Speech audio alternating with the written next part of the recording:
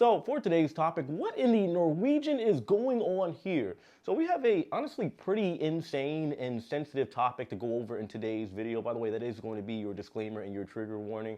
This video is not going to be for everyone, and obviously if you have kids that are in the room, you might want to tell them to skedaddle. But anyway, this situation has honestly a lot of people scratching their heads, and they have a lot of questions, myself included. So we are going to go over the situation as far as the details that are available at the moment.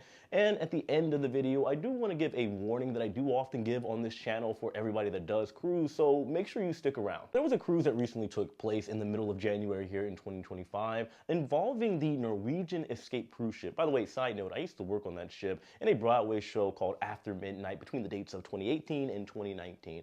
Nevertheless, there were passengers in question here. One 59-year-old man by the name of Randy Gall, that you'll find out later in this video, allegedly had the gall to do something extremely heinous and absolutely disgusting. And if it comes out to be true, then yes, he should of course be in jail.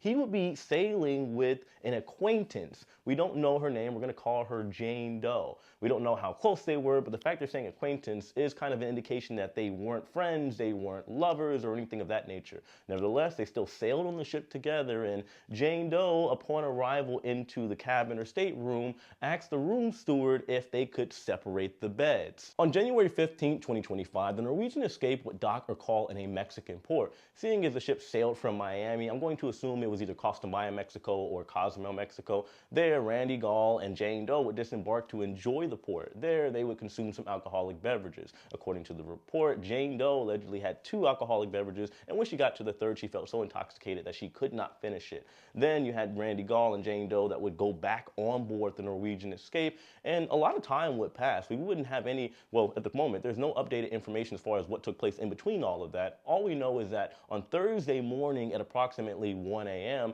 Jane Doe would wake up to Randy snoring. Then she would unfortunately find, in her words, some blood in the sheets as well as near her private area. She would then confront Randy and ask him what happened. He would tell her that they had some physical interaction, some bed wrestling.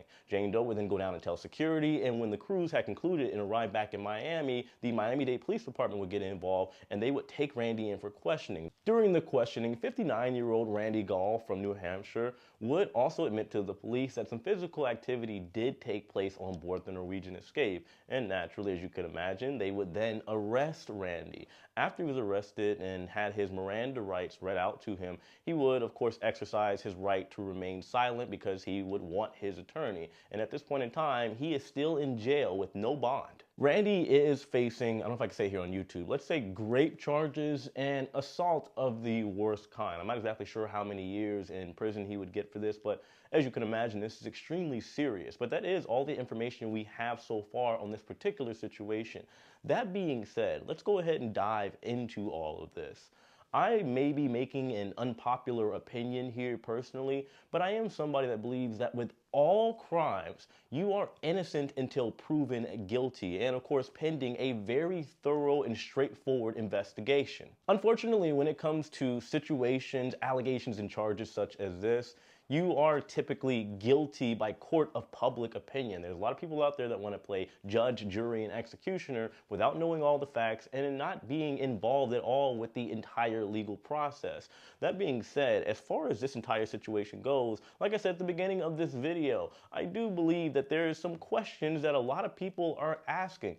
First of all, you went on a cruise with an acquaintance. I'm not trying to victim blame. I just simply want to know. And this is on both ends. This woman went on a cruise with somebody that she barely knows. This man went on a cruise with somebody that they barely know. They had the bed separated, but they're in a small confined area that they're going to be stuck with essentially for a week or maybe even a couple days. I don't know how long the cruise was, but the reality is there's going to be drinking involved. You're still going to be sleeping next to that person. I would imagine that if you're going to go on a cruise, and I will bring this up a little bit later, you should somewhat know the person that you are cruising with. The second hole in this entire story, the ship arrives over in Mexico. You decide to go drinking in Mexico, a foreign country, with somebody that you barely know, and you have 2 drinks. Now, of course, I believe that everybody should know at least somewhat or loosely their alcohol tolerance, because I understand when the drink packages are involved and there's different sizes of drink. You know, they got the mega pints and all that over in Cozumel, Mexico, and they do a lot of times have heavy pours there. So I'm not discrediting the fact that this woman had 2 drinks, and by the time she got to the third one, she was intoxicated to the point to where she thought she was going to vomit. But what time did this ship leave this Mexican port? Because all we do here is fast forward to 1 a.m. when all of this allegedly went down, when she woke up to his snoring. That's another one. She said the snoring woke her up, but the situation of the bed wrestling and the physical contact during all that time didn't.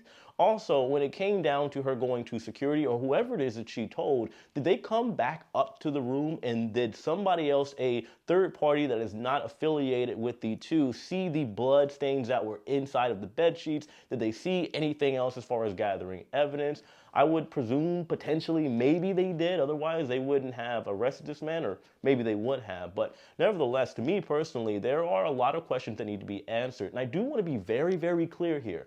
I'm not trying to say that this woman is lying by any means. All I'm saying, there is a massive time gap. I do believe a timeline is very important. There's also a lot of missing information. Let's say the Norwegian escape, I would imagine they would have left at the very latest 5 p.m., maybe 6 p.m., given that there isn't some type of medical emergency in which the ship had to delay its departure from this Mexican port. But at the most, or at least rather, you have now about 6-7 hours, 6 p.m. through 1 a.m., where there is no information as far as what has happened. And then we fast forward to 1 a.m. when this situation goes down. Now, given at this point in time, by now, maybe there's been a full, thorough investigation and everything checks out, but I'm just going based off of the information that I have seen at the moment. There is a lot that is absolutely missing. Also, I am curious what acquaintance really means. Did these two meet a week prior, 2 weeks prior once and said, hey, let's just go on the cruise? How did all of that go down? It's very, very curious, but it does bring up my point that I mentioned earlier.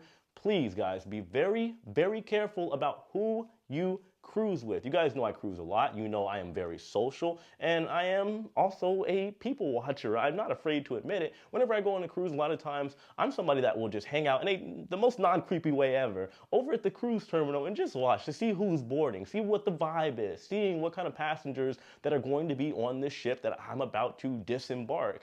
Is it going to be party people? I can spot them a mile away. The gamblers, the bingo players, the couples that potentially aren't doing so hot. You can see by the way that they walk and the way that they look. If couples aren't doing too well, typically they're going to have either a frown, they're already arguing as they're walking into the terminal, because you see this beautiful cruise ship, you're getting ready to go to some far off beautiful land and forget about reality, but they don't even look happy about it. To me, it's just interesting to watch how everything unfolds from beginning to end. I cruise a lot these days, and usually my enjoyment, entertaining, and a learning process for me, I treat a cruise a lot of times like an episode in the TV show, because a cruise is typically enough to kind of, sort of, but not really get to know somebody, or at least you get a little lay of the land. Usually mid-cruise, toward the end, everybody that's on board has probably already seen each other at some point, even if they are just passing by. So to me, it's interesting. But when it comes to this particular topic right here, I will be straight up with all of you and talk to all the men specifically. Back when I used to work for the Harlem Globetrotters, I worked my way up from dancer, stage manager, into eventually international tour manager, the youngest they had ever had. And I got invited to be an international tour manager over in Europe. And it was my first time in Europe. It was a great time. All I wanted to do, I'm not gonna lie to you guys, I wanted to party and I wanted to know where the girls are. However, the veterans, the players that had already been to places like Australia and China and Europe, we'd all sit down. It wasn't super formal, but they would let everybody know that, let's say it was their first time over there, to understand how things work, because there's a lot of situations that can go down there that could potentially get somebody in a lot of trouble, potentially for something that they didn't even do. I am, of course, talking about the girls, the ladies.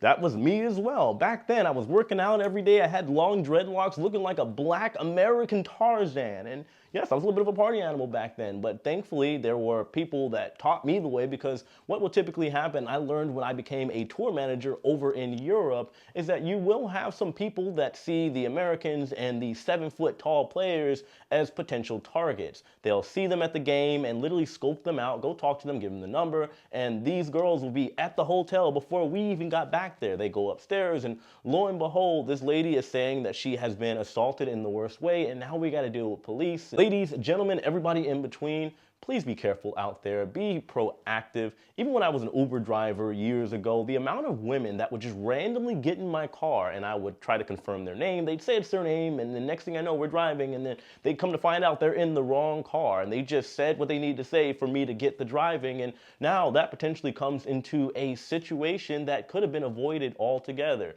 If you know that you're hanging out with somebody, you don't know them that well, and you guys are both intoxicated, for the men out there, maybe it's not advisable for you to go up to the room with that person. If you do, maybe get some receipts. She was down for it. You guys started out sober. You had some drinks, and she said that she was going to do that magic trick over in the bed rental interaction. For the ladies, if something's uneasy, maybe don't go to that hotel room. Don't go to that stateroom. Anyway, that's what I got. I do hope this video doesn't offend anybody, even though, unfortunately, it probably will. You guys know how things go on the internet. I do my best to look at things as objectively as possible and from a common sense perspective to the best of my ability. But of course, let me know your thoughts in the comment section below. Hit that like button on your way out. Subscribe if you haven't already. And as usual, I love and appreciate every single one of you. I'll see you later.